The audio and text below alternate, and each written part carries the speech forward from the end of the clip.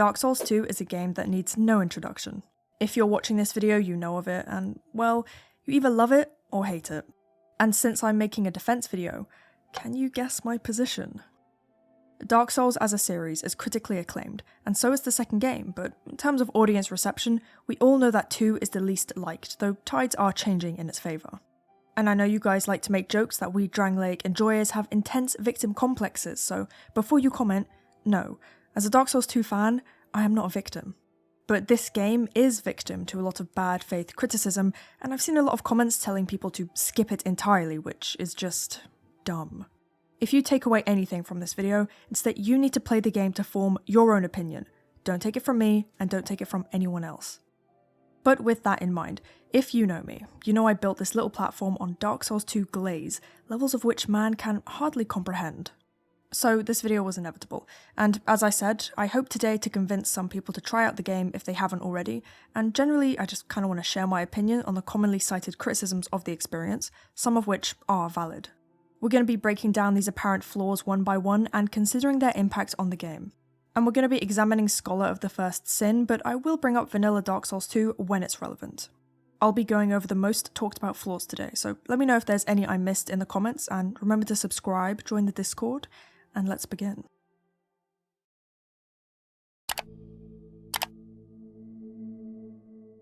ADP is the scariest 3-letter combination for every Souls fan, but what exactly is adaptability? Leveling ADP gives your character higher resistances, but more importantly, it levels the secondary attribute agility, and thus gives your character increased iframes, aka invincibility frames, when rolling. Agility also gives you faster weapon swap animations and faster Estus animations. It's also worth noting that ATN, attunement, contributes to leveling the AGL stats, but it doesn't provide as much investment per level. But it means you can spread your levels if you're playing a mage and still get more iframes. The most obvious issue with this concept is that without iframes, your dodging ability will be more hit and miss, whilst in the other games the standardized frames cause no such issue. Every player will mostly have the same experience, seeing as they all have the same iframe count. On a surface level, this seems extremely problematic. Are you trying to tell me that an attack will be felt in 100 different ways depending on how leveled a single substat is? Let's look at the numbers before we cry out in horror. With the minimum 85 agility, you have 6 iframes lasting 0.2 seconds. At max 120 agility, you have 17 frames lasting 0.57 seconds. Let's say that most people will have it in the middle at 96, then they will have 11 iframes lasting 0.37 seconds, which is how many Dark Souls 1 and 3 have. First question we have to ask is, can you really feel the difference between 0.2 and 0.57 seconds? Does a 0.37 difference contribute to a significantly different feeling when dodging? Even more so, does the difference between the minimum value and the middle ground value, 0.17 seconds, create any different feeling? For me, I've never felt much difference at differing levels of agility, but I went and experimented a bit with my various characters, and yeah, there is a difference you can feel. When you're directly comparing characters, you will pick up on the fact that you're taking more damage at lower AGL. I tested characters at 86, 91, 100 and 110 AGL, and whilst I didn't notice any difference between 100 and 110, I could feel the fact I was getting hit more comparatively at 91 and 86 AGL. Between 86 and 91, I could also feel a difference in that there were a few more snags which I didn't feel should have touched me at 86. Nothing here was an absurd difference and I didn't experience anything crazy, but AGL is clearly significant and does cause changes to your gameplay experience. I don't know how obvious it's going to be in the video, so I recommend you go and try test it yourself. Go and find out if you can feel the difference between 86 and 100 AGL. I've always been a pretty staunch defender of ADP in general because I really don't think it's that big of an adjustment to make, and I've only ever noticed the difference it causes when actively experimenting. I know I'm an extreme glazer, but seriously, it doesn't take that many levels to reach 11 iframes, and beyond that, you won't feel a huge difference in dodging capability. Getting snagged on a sword can be irritating, and the numbers prove this stat's significance. It is worth criticising, but it's not worth getting hysterical over. Overall, I think you can criticise ADP/AGL. I don't think these stats should exist, I think iframes should be standardised, but it's not a difficult adjustment to make when playing. Yes, you'll have to invest a few levels into a stat you shouldn't really have to, but it's easy to farm souls in this game, seeing as it's the only one to incorporate bonfire ascetics, which are, by the way, an amazing addition. As I also outlined, you don't have to max out your stat. The difference between a middle and max value is not obvious in the slightest, and a lower value is still viable, if a bit annoying. We should also consider that the issue of having an irritating but important stat isn't exclusive to the second game. Dark Souls 3 has an annoying stat in the form of Vitality. Upgrading this will increase your equip load, physical defense, and poison resistance. Separating stamina and equip load isn't a great mechanic, and thus it was changed in Elden Ring. It's worth considering the other game's flaws, not to disregard and undermine those that are in the second, but to drive home the idea that all three in this series are experiences you can criticize. Despite that objective reality, I find that a lot of people put on rose-tinted glasses when evaluating Dark Souls 1 and 3, uplifting their best parts and comparing them to the worst of Dark Souls 2. So to be clear, I do recognise that ADP is a flaw, but it's treated like one of the 10 plagues when its impact is not terribly huge and when there's similar stat issues in the other games. Many of the flaws in this game are completely blown out of proportion, and many are treated as exclusive to Dark Souls 2 when they actually apply to the others as well. However, there is another point to consider in regards to ADP. It is a stat worth leveling, and the game expects you to figure that out all by yourself. I've seen so many people say they never knew about ADP until they finished the game, or until the end of their 400th playthrough. And this is an issue, but I don't think it's exclusive to the second game. Dark Souls as a series just throws you in there and expects you to figure things out. Most people can get the hang of the leveling system, and if no stat is intrinsically more valuable than another, then there's no problem. But with ADP and the aforementioned Vitality, they can be easily overlooked whilst also providing important stats you don't really want to miss. Then again, the fact that so many people have finished the game without leveling ADP suggests that its importance is perhaps exaggerated. And whilst we've focused on ADP as it pertains to the iframes provided by AGL, upgrading the stat also speeds up your animations, as I mentioned. Again, this doesn't make a humongous difference, but it shouldn't be a thing. The difference between minimum and maximum Estus speed is maybe the most significant part of ADP, as the animation speed increases by 20%. It's an annoying aspect of the game, but we'll go into this a little later when we consider movement and animations as a whole. On to the next flaw, and the one most related to ADP, hitboxes. Due to the unstandardized iframes, there will inevitably be a difference in experience when it comes to hitboxes. But is there an absurd amount of unsightly and horrifying hitboxes that slice you in half from across the room? No. I genuinely have never had much trouble with hitboxes in this game, and I've played a lot of it, so I do find it odd how it's such a sticking point for people. It's probably the most cited complaint I've seen online, and I think it's just because ADP allows for variation where there shouldn't be any. In every one of these games, there's attacks that don't look like they should connect, but do, and this minor issue gets exaggerated by the varying iframes. There are also specific enemies that have janky hitboxes overall. I've seen the ogres cited often, but most enemies are fine. It's like this in every Dark Souls game. There's a handful of enemies that don't seem to be rigged perfectly, but the rest are. But we also have to consider that the biggest offender in terms of hitboxes appears to be the grab attacks, which includes attacks that stab into your character, like the Surlon one or the Pursuer one. Think of it as the sword grabbing your character. These attacks appear problematic because you have to approach them differently. You typically can't roll into them like most attacks, and thus it may seem that the hitbox is absurd and snagged you when you were across the room. Teleporting onto a sword isn't fun, I understand, but whilst the hitboxes may have some undesirable differentiations due to ADP differences, the main issue here is the animation. You rolled into the grab hitbox, so regardless of your ADP, that attack will most likely connect. But the animation is messy and doesn't properly reflect the hitbox, thus it appears that you've dodged it and are then thrown back into the attack. To make this very clear, this isn't an issue with the hitbox, it's an animation issue. So, what do we conclude? Are the hitboxes in this game the earthly manifestation of the devil, or are they generally fine with some unfortunate differences due to ADP? I personally think the latter is correct because, as we outlined, the grab attacks have fine hitboxes and they are usually the attacks being criticised. I don't think hitboxes are what people are complaining about when they use the word in conversation.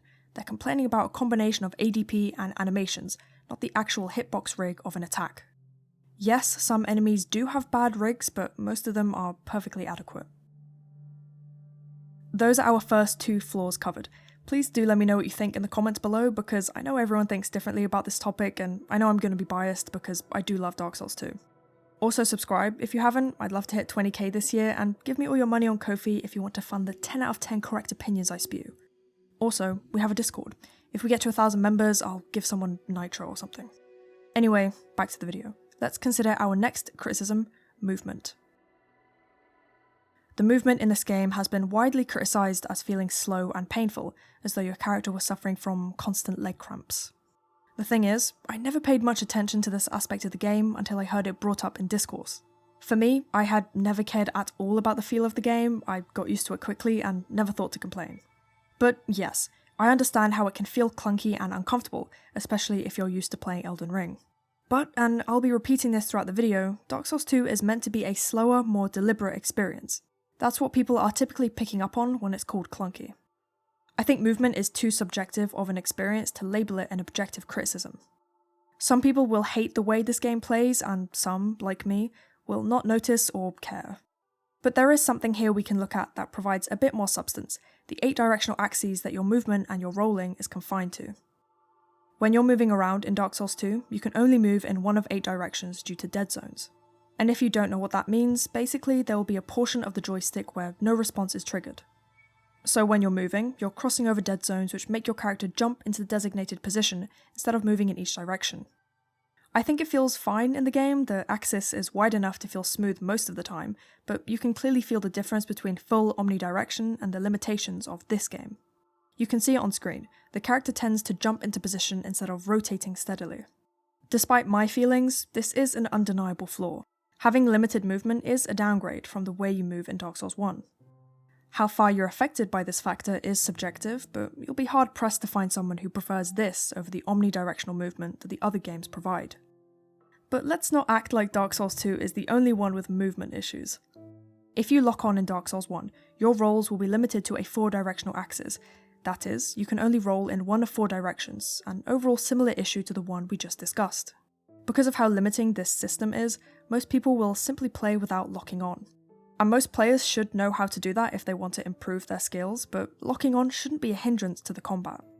And on the other end of the spectrum, the rolling in Dark Souls 3 has been criticised as you're able to spam it randomly and dodge most attacks. A lot of the time you can get away with spam rolling instead of deliberately and carefully rolling as you tend to do in Dark Souls 1 and 2.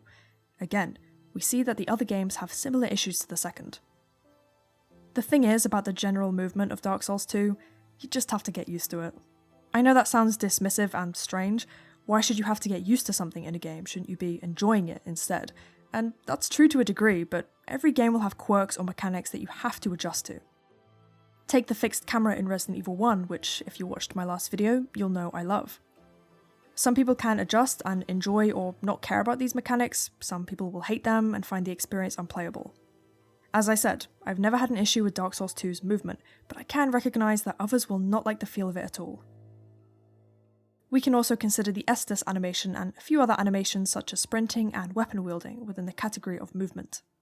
The speed of the Estus animation is hastened by ADP as we covered, which is an issue in and of itself as a 20% speed increase is quite significant, but regardless of that, I can understand why it's generally disliked.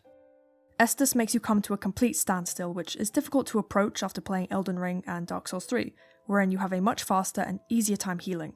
In terms of movement, the animation does nothing to make the game feel less clunky and stilted. It feels like a pause in the combat, not an active part of it. Weirdly enough, and I suppose we'll address them here, life gems feel much smoother to use. They've got faster animation and don't make you come to a standstill, allowing them to feel like an integrated part of the combat and general experience. I think life gems are great and make sense in the game due to the enemy-dense areas and slower gameplay. I know some people don't like them, but I haven't seen enough dislike to give them more time in this video. Back to the Estus animation. The issue isn't exclusive to the second game, as the animation in Dark Souls 1 also stops you in your tracks. So this isn't a second game specific criticism, but regardless, I still want to defend Estus in the first 2 games because I don't think it's a compelling criticism. Yes, the animation feels faster and more freeing in the later entries, but the concept of healing remains the same. If you time it wrong, you're gonna get hit, regardless of how modernized the animation is. Sometimes you might get a lucky miss if you can move, but not often. Due to this, I don't think having to stop to heal is a problem in terms of the mechanical experience, but I also understand that being able to move, regardless of the mechanical implications, feels better than having to stand still and drink. We also have the weapon wielding, which I've heard some people complain about. Again, it wasn't something I ever noticed before it was pointed out to me, but some of these poses do look strange. Standing still is fine, but yeah, when you're walking about with a twin blade, it does look awkward. I have heard that they were trying to make these animations and poses more realistic, and some definitely work. I think when you're holding swords, you look fine, but twin blades just kind of make it look like you've shit your pants, I'm gonna put it bluntly. Does this break the game? No. Does it make it unplayable? No. It's a bit funny once you notice, and that's all there is to say. Actual attack animations look fine in my opinion, and I haven't seen much discourse, so I'm assuming most don't take issue with them. So let's round off this conversation by considering the sprinting and walking animations. As we went over, walking around when holding certain weapons can look strange, but in terms of a bare-fisted animation, I don't think it looks particularly odd. Your character does look kind of tense, so maybe the walking one is a bit awkward, but there's nothing wrong with the way you look when sprinting. The other games have nicer looking animations for sure, but at this point, all we're doing is nitpicking. How does a less aesthetic walking animation damage a gaming experience? I think this game has been ripped to shreds in every conceivable way and nitpicked into oblivion simply because of its reputation. That can be done in an entertaining and meaningful way, especially if we're critically deep diving into a game, but I don't think a general player base should be spending their time analysing the most minor things in the world because they think they should dislike the game. I'm sure you're noticing that I like to be positive and optimistic. I like to be lenient on things, and maybe that's annoying you. So let's talk about soul memory.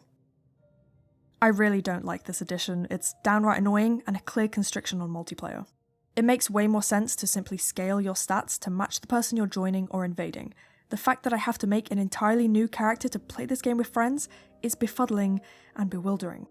I have to help them beat an area, then quickly speedrun it myself to help with the next.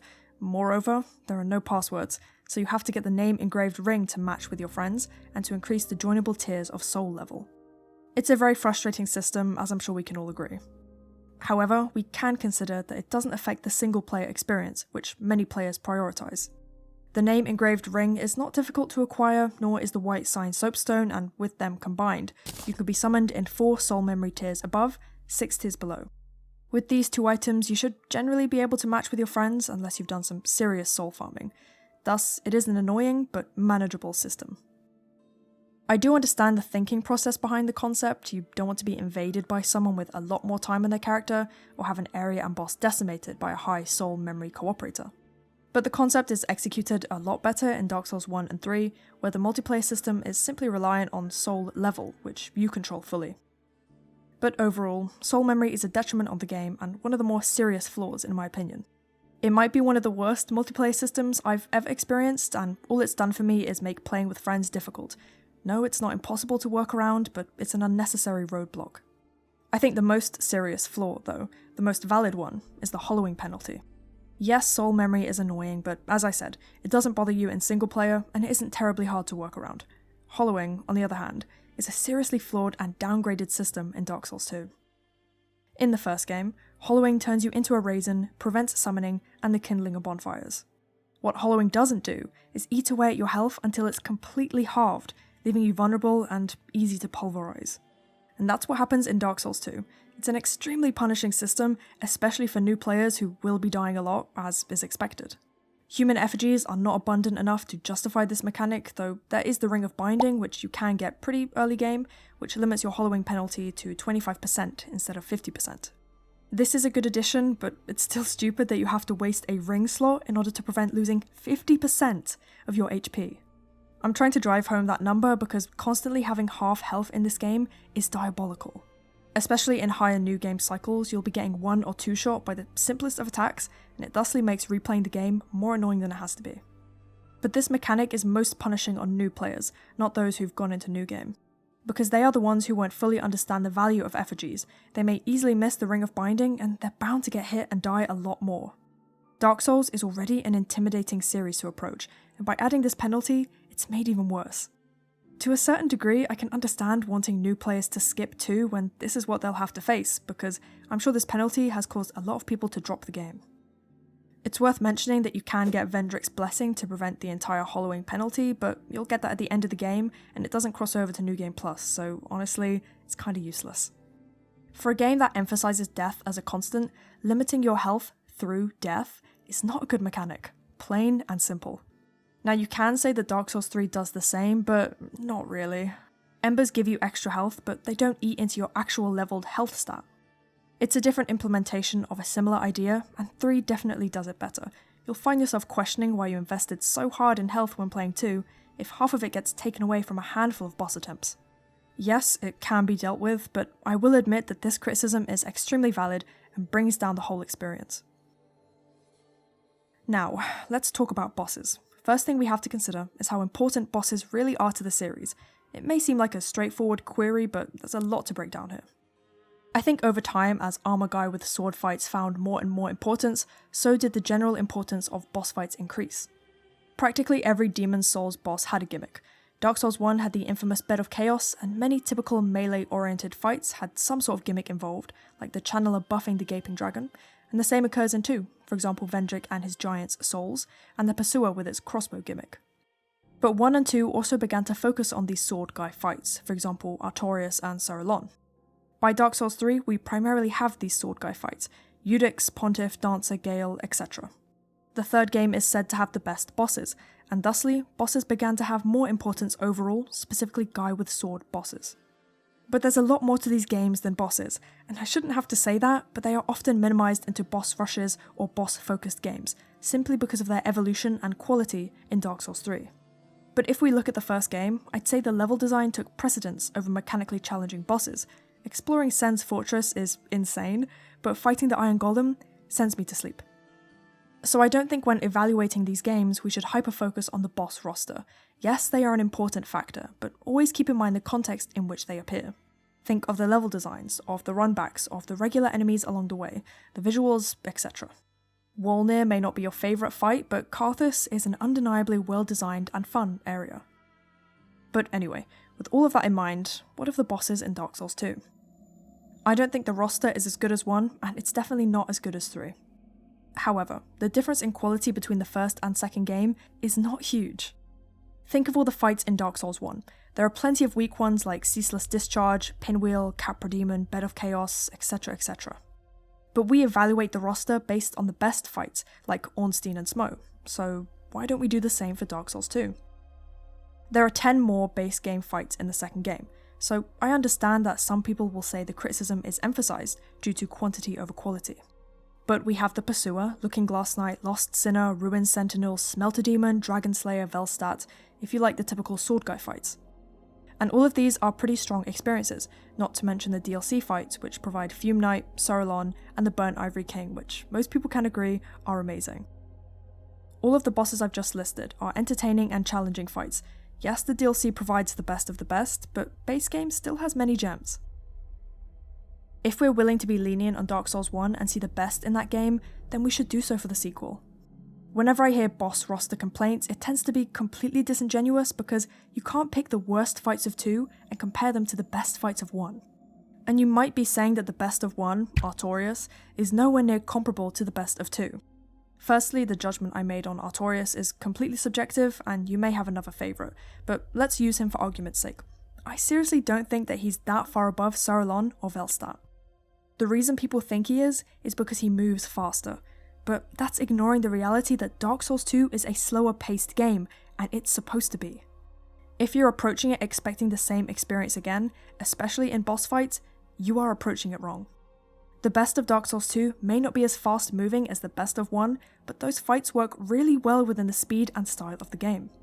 And yes, there are bad fights, because there's a lot of fights. Covetous Demon is trash despite the fun little gimmick of distracting it. Last Giant and Royal Rat Authority are down there in detail with it. The final boss gauntlet isn't anything amazing and overall disappointing, and Prowling Magus is hardly even a boss. They are bad, but these guys don't define the game. There's plenty of top-notch fights as we've mentioned, but also plenty of fine ones. Take Demon of Song, Skeleton Lords, Executioner's Chariot, and Sin, who some people really like, but I think he's just okay. Overall, I think the devs went overboard and applied quantity over quality, which is a shame because there are great fights.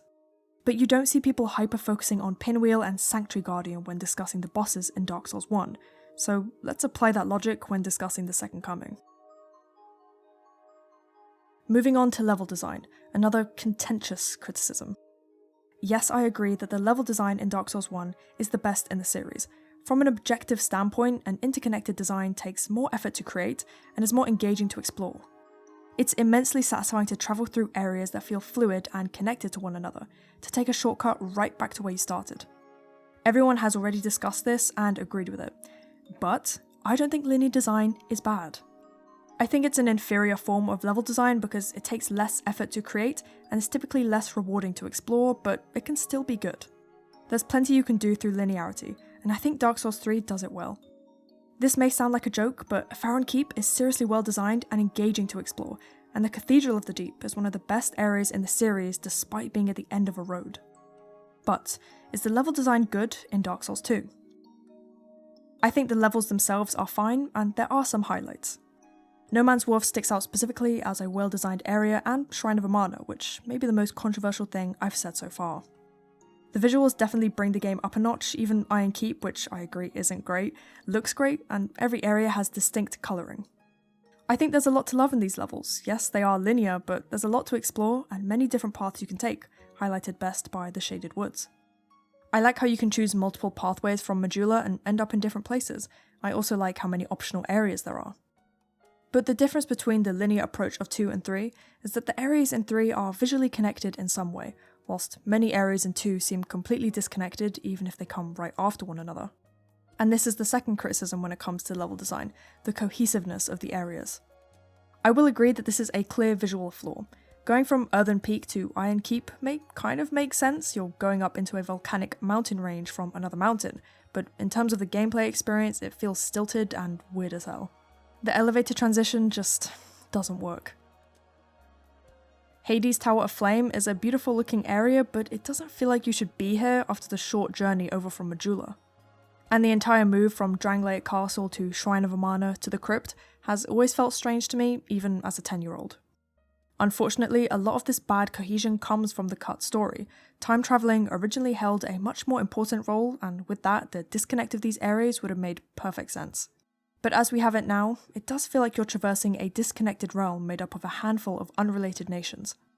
Sure, you can say that the worlds are converging and the flame is fading, etc., but the same was happening in 3, and it was still able to look visually cohesive. Does this horrifically damage the gaming experience? No, but it makes it so the world you're exploring lacks the immersion and connection that the other 2 games have. We also have to consider the enemy placement and how that affects the levels. We'll start with Scholar. Iron Keep and the various DLC passages are the worst offenders. Iron Keep I can't defend, it's just irritating to deal with because you don't want to have to kill every enemy during a run back. 1 or 2, okay, but here you have to clear out the whole area every time you try and get to Smelter Demon. But the other areas of the game, well, I don't think there's much of an issue with enemy placement. In a lot of areas where enemies are complained about, there's environmental mechanics you can use to avoid them. Take Shrine of Amana, you can hide behind the pillars and use a bow. In the Shaded Woods you can hit the trees, and in the Fume Tower and Iron Keep you can use the fire against the enemies. Again, let me remind you that this game is supposed to be played slower than the other 2. You are rewarded for carefully using the environment and carefully taking out individual enemies. When it comes to the DLC passages, they are the most irritating to deal with because they are absolutely packed. They are frustrating to play solo, but hear me out, they aren't supposed to be played solo. You can criticize them for that alone, I suppose, but the game makes it clear you're supposed to summon for all the extra DLC areas. Even if you're offline, there's NPCs for you. So the enemy placement here isn't a big deal if you properly engage with the game, same for the base game really. Going into these passages solo and complaining about the difficulty is like complaining about the difficulty of an SL1. You gave this challenge to yourself. But whilst we're considering the DLC, let's talk about Frigid Outskirts. Is this the worst area in all of Dark Souls history? Yes. Am I going to defend it? Also yes. I like the concept of this area, it's a fun gimmick. If you're patient and time it right, you can avoid a lot of the reindeers, but that isn't particularly enjoyable on repeated runbacks. Honestly, if you place a statue of Marika right before the boss, it's completely fixed. Areas in this series should be challenging as well, but that's where checkpoints should come in. But like the other extra DLC areas, co-op is heavily intended. Approaching this area with friends makes it a lot more bearable, and that's intended. In terms of enemy placement, there's nothing much to add. The reindeers are annoying, but you won't get overwhelmed as long as you move slowly from building to building and take them out as they come. Also, it really sounds like some people don't realise this, the area is completely optional. You're not forced to go through it to progress, it's a purposefully difficult optional challenge, as are all the DLC passages, so the outcry over them is extremely overblown in my opinion. Back to the base game. I've never had a huge issue with the enemy placement in Scholar, there are annoying moments, but not a lot. It is a bit different in Vanilla, so here are my main takeaways. Yes, there are moments in Vanilla that feel a bit less spammy than Scholar, take this area in the Forest of Fallen Giants, or the entirety of Hades' Tower of Flame since there's no Hades Knights. But there's still enemy spam moments, and there's not a humongous change between versions. Some people may think there is due to a lot of the enemies being different, but despite the changes of the Shaded Ruins for example, there's still plenty of enemies here. A few changes in Scholar are clear downgrades, for example reusing the Flexile Sentry here in Sinner's Rise, but I think that people who complain about Scholar ruining enemy placement haven't actually played Vanilla, or maybe played it with their eyes closed because the differences do not massively change how you approach areas. Also, quick side note about Vanilla, I've seen some people say it was a great game before Scholar ruined it. I think this could be a form of intense delusion because there are a lot of bugs I've seen whilst playing Vanilla that I never experienced in Scholar. There's also the good change of integrating the DLC keys into the world. I like how the Pursuer pursues you, I like how the fire scares away spiders, and, of course, I love Aldia. There are plenty of good additions which I think make Scholar the better experience.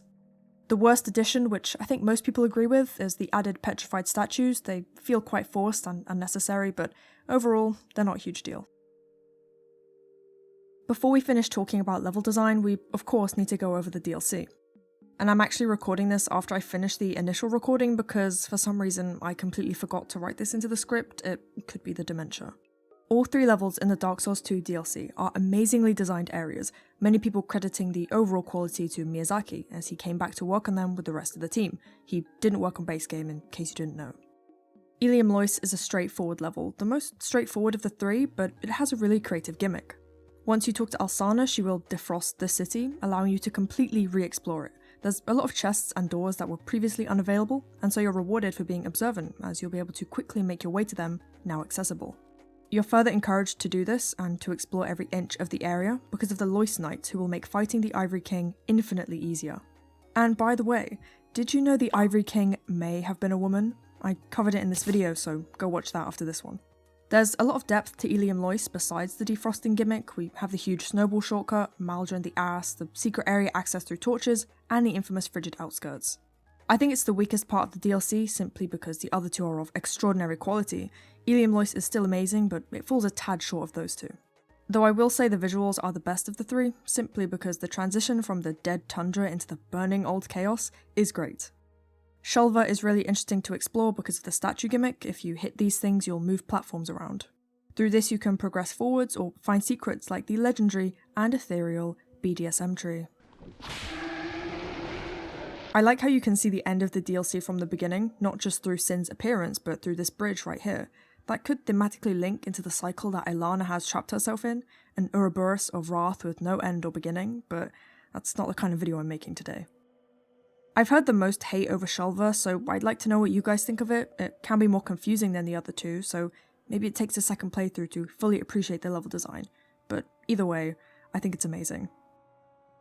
Broom Tower, though, has been called the best level in Souls history by some, and I don't think that's reaching. The other 2 are somewhat interconnected, but more in a thematic and retracing your footsteps kind of way, but Broom Tower is literally interconnected in a way I can't even comprehend. The amount of planning it must have taken to design this area is insane. You can feel the effort when you're exploring, doubly so once you fuel the tower and find each elevator leading to secrets across the level. Like Ilium Lois, you're encouraged to explore and find all the Ashen Idols, because destroying them gives you Nadalia's soul, and you need to explore everywhere to find the smelter wedges. Because these areas exist, it is impossible to call the level design in Dark Souls 2 bad, because that is objectively false. These 3 areas bring some of the most interconnected and well-designed exploration the series has ever produced, and if you haven't played through them, you're sorely missing out. I've already established that I think base game design is fine, but when we mix in the DLC levels, we can clearly see that Dark Souls 2 provides high-quality level design. Last 2 flaws we're going to cover are the stamina system and weapon durability. The stamina system in this game is another undeniable flaw. It's just annoying. Attacking takes a huge chunk out of your bar, and trying to balance that with dodging means you'll have very little stamina. You can strafe more in this game, so that helps, but not by much, because as a Dark Souls player, you're trained to dodge even if you know an attack won't connect. Having less stamina adds to the slow and deliberate style of the game, but even considering that, you simply do not have enough to enable a smooth, albeit slow, experience. I noticed it most clearly when I was grinding Lois souls. Whenever you have to deal with a crowd like that, you're constantly super low on stamina and it gets annoying fast. Weapon durability is another irritating mechanic. I think generally it's not a bad idea and can be implemented rather well, as it is in Bloodborne, but in Dark Souls 2, you don't get nearly enough repair powder to deal with it. The fact your armor and rings can break as well adds to the annoyance, alongside the plethora of enemies that only live to break everything you own. If it was only weapons breaking like Bloodborne, I don't think this factor would get nearly as much attention. And yes, repair powder will give you back durability on every item you have equipped, but as I said, you don't get enough of it, and it also doesn't fix broken items. Only a blacksmith can help with that. It's an irritating factor, but it's manageable, which goes for most of the criticisms we've covered today and most of the criticisms of the entire series. And that's the end of our list. To conclude, there are valid flaws and criticisms that can be applied to this game during discourse. But for me, at least, I think it's worth looking at the strengths the game has to offer, the same way we do with Dark Souls 1 and 3. You can say it's objectively the weakest in the series, but it can also be someone's favourite. I know I didn't go into many specific and unique strengths, so I'll take a minute to talk about them now. Power stancing is often cited as one of the best additions to the series. It's unique and adds a fun amount of depth to the combat. And you don't need me to say it, but there are so many amazing characters introduced here. We have Aldia, Lucatiel, Emerald Herald, all the Sisters of Dark, and many, many others. The story is compelling and a fantastic extension of the first game. We reflect on cycles, on want, on fate, and on humanity. Unfortunately, there are many parts of this game that feel unfinished or disconnected due to the nature of the development. But what we got is still a very special and meaningful experience. It's okay if you don't like it or can't get past a certain gameplay adjustment. Dark Souls 2 is definitely not for everyone, but I highly recommend you all try it or at least give it a second chance, keeping in mind its strengths instead of its weaknesses. Thank you all for watching. I do hope you enjoyed this one. It was a fun writing experience because I am very biased towards this game and I love it a lot despite its flaws. I know in recent years people have started liking 2 way more, but it's still overly hated, I feel, and I do hope that anyone who skipped it goes back to give it a try. All 3, maybe 4, in the franchise are fantastic, but all flawed in their own ways. That's simply what you have to cope with when you open yourself up to artwork. Most things in this space are only measurable subjectively, and you'll genuinely go crazy if you try and find a perfect game or try to form a perfect opinion. Anyway, that's all for today, so remember to subscribe, join the Discord, and support me on Ko-fi if you'd like. Thank you again, and goodbye.